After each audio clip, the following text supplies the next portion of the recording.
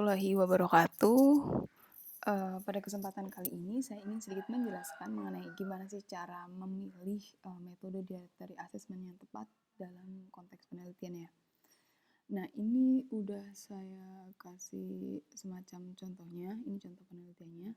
Judulnya adalah peneliti ingin mengetahui hubungan antara tingkat pendidikan ayah, saya kasih apa ya, highlighter deh. Tingkat pendidikan ayah dengan asupan protein siswa SD di Kabupaten Beluk.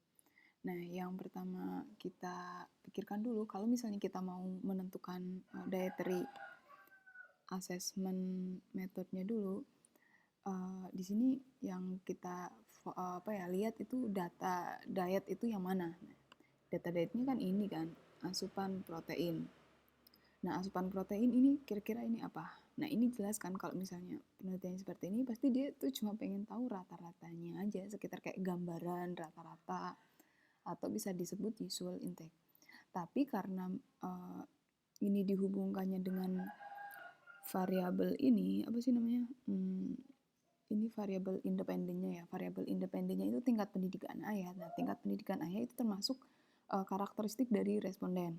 Jadi itu kan bukan health risk, bukan juga kayak semacam health status atau apapun itu kan. Itu hanya simple kayak karakteristik responden. Nah, kalau misalnya variabel dietnya ini kan udah jelas ini mean intake ya. Mean simbolnya kayak gimana ya? Misalnya main intake itu biasanya simbolnya kayak gini. Main intake, terus kemudian ini hanya tingkat pendidikan ayah.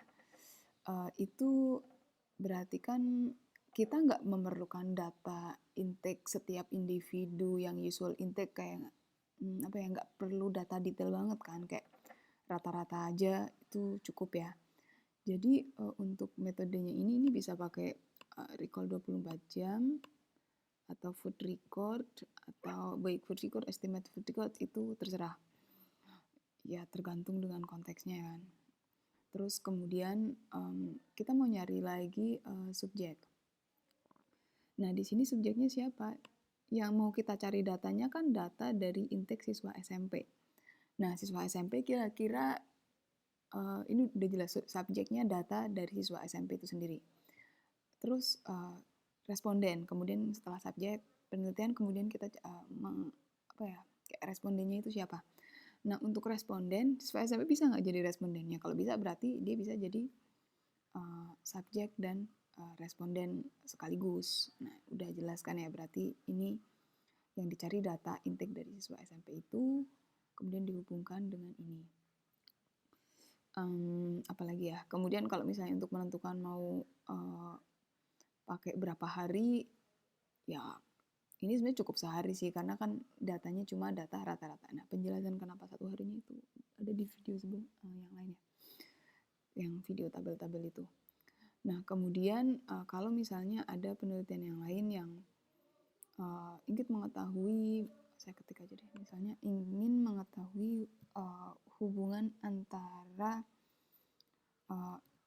tingkat bukan tingkat kecukupan, kayak rata-rata intake energi. Sorry. Saya ganti deh biar nggak rata-rata terus, kayak tingkat kecukupan energi di tingkat rumah tangga antara yang di desa dan kota. Nah, yang kalau di sini kan objektifnya itu tingkat kecukupan energi. Nah, kalau tingkat kecukupan energi berarti kan kita ngomongin threshold kan, threshold atau cut off point. Jadi ada yang threshold. Ya ini tergantung sih, kalau misalnya kamu tingkat detail penelitiannya mau kayak semacam apa ya, mencari rumah tangga yang di energinya cukup dan enggak, udah sesimpel itu berarti masuk ke yang level 2. Tapi kalau misalnya kamu mau kayak tingkat kecukupannya itu kayak mau dibagi dengan cara lebih detail, misalnya ntar saya tulis aja deh, ini masuk ke level 2 kalau misalnya nanti tingkat kecukupannya cuma dibagi menjadi kelompok yang level cukup dan kurang gitu, yang kurang gitu, kita udah kayak gitu aja jadi 2, itu berarti masuk ke level 2. Terus itu bisa jadi level 3 kalau misalnya tingkat kecukupannya mau kayak dibagi menjadi ya semacam persentil, nggak harus persentil. Kalau persentil kan sampai dengan kayak 100% gitu kan, persentil, namanya juga persentil. Atau mungkin bisa juga kayak dibagi menjadi 5 subgroup misalnya. Kalau 5 itu namanya quintiles. Saya tulis aja deh, atau percentiles. Nah, itu berarti kayak nanti sorry nih salah ngetiknya berantakan banget. Kalau percentiles itu kan kayak 100 gitu kan. Itu berarti masuknya level 3. Nah, ini metodenya nggak akan jauh berbeda karena kan ini hanya tingkat kecukupan ya antara 2 grup. Nah, bisa sama kayak metodenya pakai recall 24 jam atau food recall. Sorry. Ini karena ini datanya rumah tangga, berarti kalau mau pakai recall 24 jam yang di recall rumah tangga dalam satu keluarga. Jadi bisa satu persatu di recall semua dalam satu keluarga. Jadi itu datanya nanti per individu. Bisa juga kamu langsung ambil data yang level rumah tangga, misalnya kayak household food record, itu juga bisa. Yang jelas di sini kan subjeknya rumah tangga, bukan orang per orang seperti yang pertama tadi. Nah, terus kemudian, sorry agak lompat-lompat, kalau terkait dengan datanya. Kalau datanya hanya kayak cari tingkat kecukupan, berarti kan kamu kayak pengen nyari yang antara yang nggak cukup itu berapa gitu kan. Nggak, misalnya yang nggak cukup di desa itu berapa, terus kemudian yang di kota yang tingkat kecukupannya enggak cukup kayak below level, below threshold itu berapa persen, itu nanti kemudian dihubungkan. Ada nggak bedanya? Nah, itu sebenarnya kayak gini, itu masuk ke level 2. Tapi kalau misalnya mau yang lebih detail lagi kayak tingkat kecukupannya itu mau dibagi lebih ke kategori-kategori tertentu yang berdasarkan apa ya, kayak bisa jadi 5, bisa jadi 100 namanya percentiles, itu nanti masuknya ke level 3. Itu cuma ngaruh ke jumlah harinya, kalau misalnya sama-sama pakai food record. Kalau ini kan kayak rumah tangga, jadi kayak pakai food record, itu ngaruh ke jumlah harinya. Kalau yang level 3 pasti jumlah harinya lebih banyak. Ya paling enggak ya nggak berurutan, terus kayak 3 hari, 2 weekend, 1 weekdays, itu cukup. Tapi kalau untuk level 2, itu 2 hari aja udah cukup sih. Tapi nggak boleh berurutan. Kalau berurutan harus 3. Tuh. Terus apa lagi ya? Kok saya jadi lupa. Ya oke. Mungkin, oh ya kan, sorry. Ini kan lagi ngomongin memilih metode yang tepat ya. Tadi kita udah ngebahas mengenai data, jenis datanya. Mungkin jenis datanya bisa ini, kita ngulang lagi ya. Jenis datanya, flashback lagi, kalau misalnya level 1, itu yang jelas hanya data rata-rata intake dalam suatu grup. Cukup pakai single recall atau apa itu. Terus kemudian untuk yang level 2, itu persentase population at risk. Nah ini kan, at risk itu bisa jadi kayak populasinya gitu sih. Population at risk, kekurangan apa sih namanya, kayak zat gizi tertentu gitu. Berarti kan itu ngomongin tingkat kecukupan. Nah, tingkat kecukupan energi itu kan sebenarnya secara eksplisit atau implisit, secara kita nggak ngomong pun itu udah tahu kalau energinya kurang berarti dia kayak berisiko, misalnya kayak produktivitasnya rendah atau apa kayak gitu kan. Tuh. Atau bisa juga kayak population at risk kalau misalnya kita ngomongin mineral lain kayak kekurangan vitamin A, ya berarti kan dia beresiko tinggi untuk kena penyakit ya, misalnya kayak katarak gitu atau apa gitu. Ya, intinya kalau kita ngomongin tingkat kecukupan seperti ini. Terus kemudian kalau yang level 3 itu kayak di ranking berdasarkan intake. Nah, ini datanya lebih detail lagi, kayak yang tadi udah saya jelasin. Oh iya, untuk yang level 2 itu yang population at risk, biasanya kalian kita ada data yang kayak gini nih, bentuknya kayak semacam kurva normal. Yang di sini kayak intake-nya apa ya, zat gizinya, jenis zat gizi. Kalau yang di sini yang ke atas itu vertikal itu jumlah individunya ya. Biasanya kalau yang apa ya, tingkat kecukupan untuk nutrien tertentu itu ada yang namanya, saya lupa namanya, anggap aja ini kayak batas seseorang dikatakan asupannya kurang. Misalnya batasnya di sebelah sini. Kalau yang lebih itu namanya upper level kalau nggak salah. Upper level itu di sebelah sini. Jadi biasanya jumlah antara yang di sini sama. Kalau misalnya untuk datanya banyak dan ngambilnya bagus, itu biasanya bentuknya kurva normal.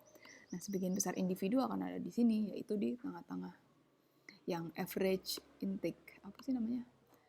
Average estimated intake, apa requirement gitu. Saya lupa, ini di mata kuliah lain nanti dipelajari lebih lanjut ya. Nah, kalau ini population at risk, berarti kalau beresiko kekurangan, berarti kayak cuma nyari orang yang berada di sebelah sini, itu jumlah berarti sini ya, jumlahnya berapa. Kayak gitu. Kalau misalnya mau nyari yang beresiko kayak kelebihan gitu, berarti nyari individu sebanyak ini yang intake-nya dari mulai sekian sampai seterusnya gitu. Mencong. Kayak gitu. Jadi kayak jadi 2 kategori aja itu nanti berdasarkan intake-nya.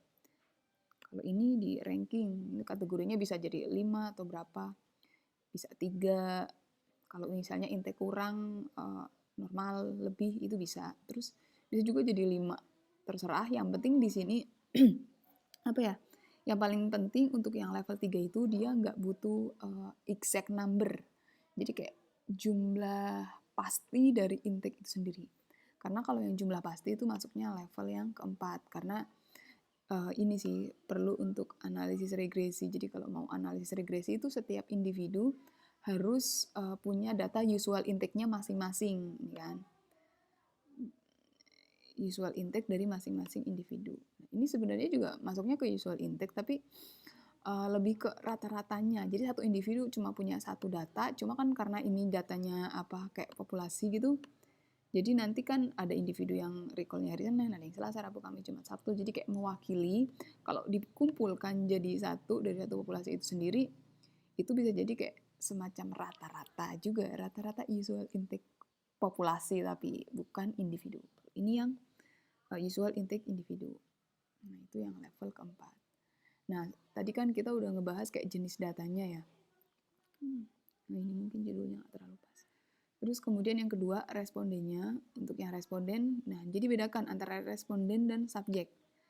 Dalam beberapa penelitian, responden bisa jadi subjek juga, tapi dalam penelitian yang lain nggak bisa. Misalnya kita pengen tahu data intake dari balita, ya balita kan nggak bisa ditanya, jadi nanti respondennya bisa caretaker, pengasuh, atau bisa juga ibunya, kalau emang ibunya yang ngurusin balita makan balitanya itu. Kok balik-balik sih? Terus yang selanjutnya yang mempengaruhi itu resources, baik dari waktu untuk melakukan penelitian, duit otomatis, terus yang lain kayak misalnya pengalaman pengalaman peneliti melakukan penelitian itu juga mempengaruhi metode, kan dia kan harus analisis dan lain-lain ya. Terus bisa juga kayak studi pendahuluan udah pernah ada belum, itu biasanya kalau misalnya mau pakai FFQ atau semi kuantitatif FFQ-nya.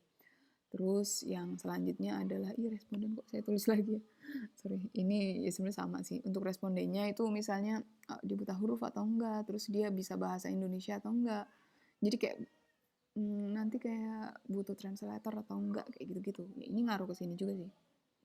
Nah, itu untuk pemilihan metodenya. Saya rasa cukup jelas ya untuk yang penjelasan ini. Nanti untuk yang lebih lanjut mengenai jenis-jenis penelitiannya, itu bisa ke video yang satunya lagi. Ya, terima kasih. Assalamualaikum warahmatullahi wabarakatuh. Maaf, ini berantakan banget.